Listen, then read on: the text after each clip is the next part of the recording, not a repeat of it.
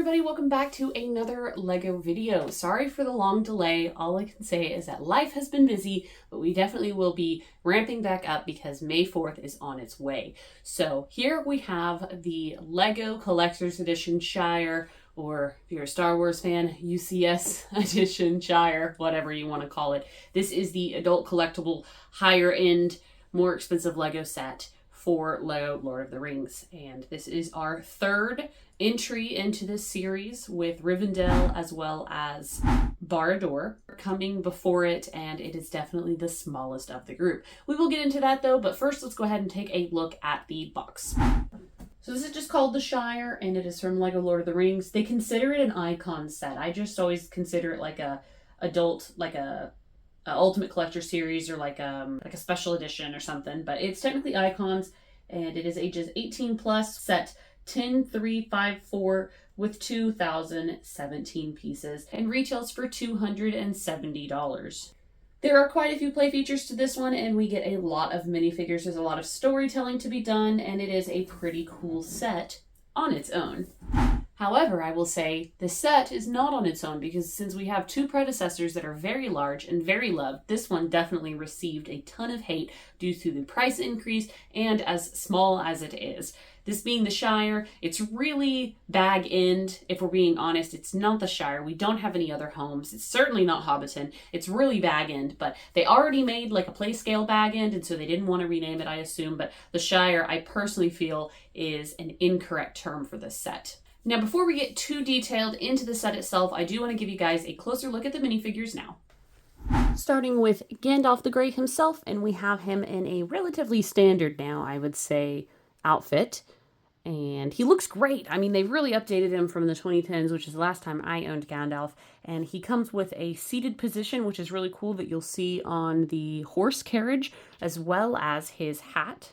So that's nifty. And then he has a redesigned outfit. I'm talking about the old version. From the old version, I believe he is the same as what you see in Rivendell. He has a fabric cape and detailing on the back, which is really appreciated. He looks great. Very good upgrade from the olden days. We have Frodo here, and he is perhaps my favorite character. He looks so cute. I really like that they have channeled Elijah Wood with that slight gap in the teeth and his smile. It's really unique for this character that we've never seen before, and he is in his fancy attire with some dark navy dual molded short legs and a really nice like filigreed vest, which we see in the opening of The Lord of the Rings, Fellowship of the Ring. It looks great. He does have an alternate head, which is just a smiling Frodo, but I do not know why you would not put him on this face. He looks so good. And then, of course, we have Samwise Gamgee, and he looks great. He's got some scissors because he is the Baggins' gardener, and overall, he looks really plain compared to Frodo, whom I just showed, but that is his outfit during Bilbo's birthday, and he's just wearing a nice little overcoat and his white undershirt. And this is just great for the people that have Rivendell, and so they have all the hobbits, to get them in new outfits, because it's just so rare. We've never seen these outfits before, which is really cool. He does have a dual molded face, but it's pretty plain. Overall, there's Sam. He's probably my least favorite, but I am, of course, glad they included him and that they gave him a new costume. All right, I believe this one is Merry, if I had to guess, and he is also wearing his fancy birthday attire. Looks pretty good. There is the back of him. And he does have a dual molded dirty face, which is super fun because after they blow up the firework, you can put on this hairpiece and he looks all smoked up like in the movie, and it's pretty funny. So that is an exclusive face for Merry there. Looks great. Then we have Pippin, and I really like his vest. Such a fun little plaid, bright colored vest there.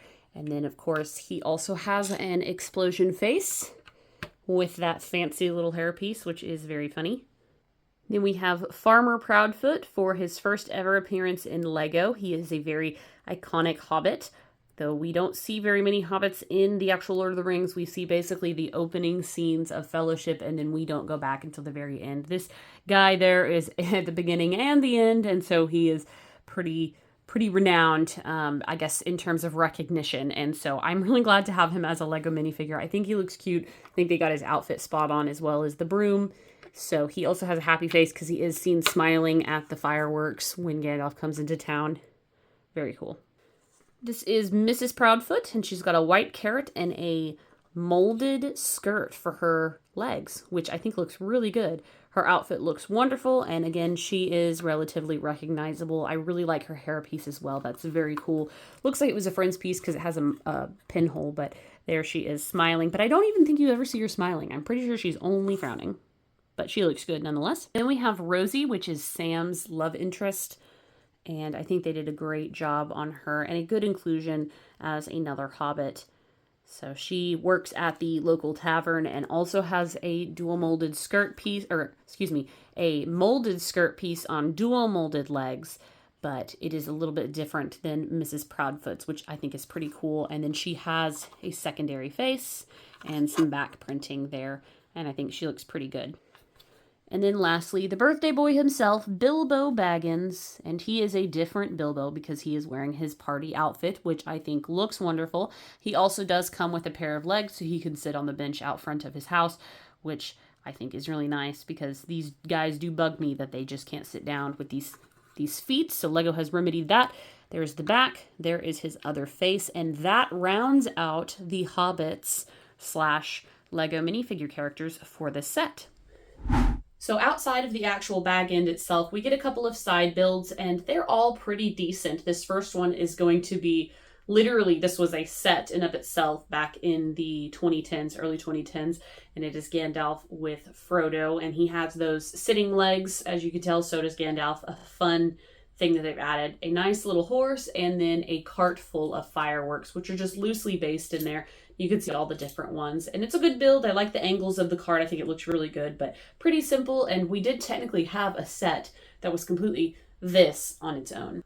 We also have Bilbo Baggins' birthday cake, which it does have a decent amount of candles, but like his birthday cake had a ton of candles. I think this is a little bit of a small side build. This is only one table for all of the hobbits. Kind of weak. Seems Animal Crossing-esque to me when it's got its own little base just like this, and really not a whole lot of places to sit. You can set hobbits, I guess, along the sides, but it's just not very big. And this is where my biggest complaint, at least with the name of this set, is it's just not the Shire. I mean, there's not as many characters, and then the party section of this is just not as elaborate as what we see in the movies, which is fine, but I just think that the naming, if we're going to name it something, that it should really reflect that more.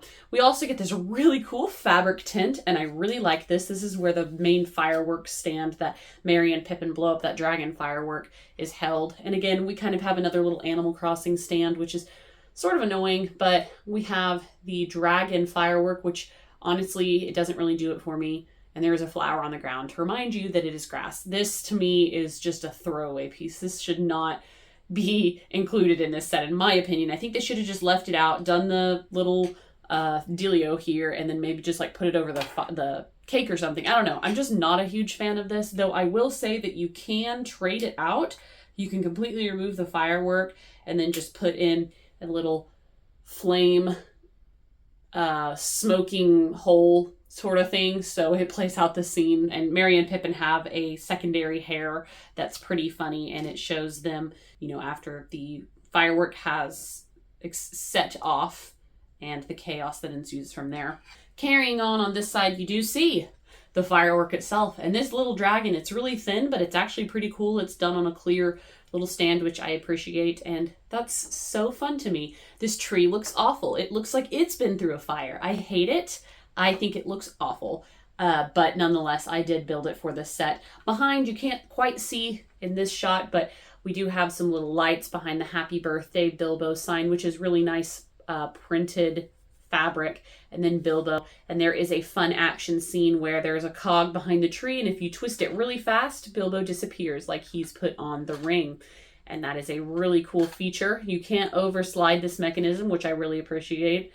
And it's super fun. I tried this on my son, and he was like super confused as to where the minifigure went. So I do like that quite a bit. And then of course we have Bag End itself, and I think that the outward design of this set is really nice. This is a nice big set. I think it's just a little bit overpriced, and it just doesn't hold up as well to the 2 other offerings that we have. I mean, if you're going to be picking up a Lord of the Rings set for the first time at the Lego store, you're probably not going to go to the Shire as your first choice, and Lego has unfortunately done that to themselves. But nonetheless, I do think that it's a good set. It's just not a great set, and it is overpriced, and people probably are still going to want it. I mean, I certainly wanted it. This is the first one that I've personally purchased. My sister has all 3, but I really liked this set. And I actually liked it because it was smaller. I still have no idea where I'm going to put this set in my house. I have literally no space for it. So I'm thinking about like adding a shelf or something. But right now it's going to have to hang out in my collection room, unfortunately. But nonetheless, a bit of a rant. I really like all of the details. We've got like a little garden down here, birdhouse, some different bushes, some little trees, sunflowers, pumpkins, really cute. There is a sign in the front that says no admittance unless party business. And that does kind of move over. I don't know. It's not the sturdiest little build, and it's also not even to the opening of the gate. So that sort of bothers me. We do have a little mailbox, cobblestone walkway, and then of course the bench where we have the good morning, and then Gandalf's like, to whom is it do you wish a good morning? And we have a little bush here, and then the door and the Hobbit door, they've done so well. I'm so pleased with it. They used a microphone piece for the doorknob, and it works so well. And then coming in, we have what we'll go into to be the back. On top, though, we have a couple of chimneys, 3 specifically, as well as a bird, and I simply do not remember putting that bird right there, if I'm totally honest. We have a little bit of laundry flapping in the breeze, and then a tree on the top, and this tree looks nice. I have no complaints about this tree. It's just the other one that I think is just awful. I also really like the way that they have managed to do the round windows. I think that that looks fantastic, and it just gives it a great look. So there is that, and we can go ahead and flip it around and I will show you the back end. So taking a look at the back here and starting in this room off to the side is probably the best one. We have the map of the Misty Mountain, and it is a sticker piece, unfortunately. We do have a rug which is printed and some mail on the ground. We have a couple of chairs, and they totally remove for some unknown reason.